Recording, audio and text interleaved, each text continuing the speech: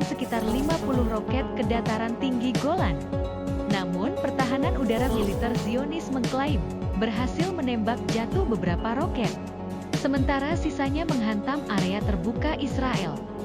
Tidak ada korban luka dalam serangan yang diklaim dilakukan oleh Hizbullah itu. Sementara Hizbullah mengakui, mereka meluncurkan puluhan roket Katyusha ke pangkalan militer di dataran tinggi Golan. Serangan diluncurkan sebagai tanggapan atas serangan IDF di timur laut Lebanon.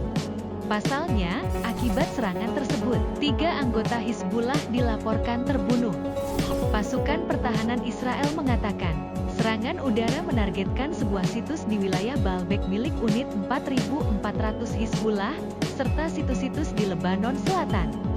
IDF ingin melumpuhkan brigade tersebut lantaran ditugaskan untuk meningkatkan logistik.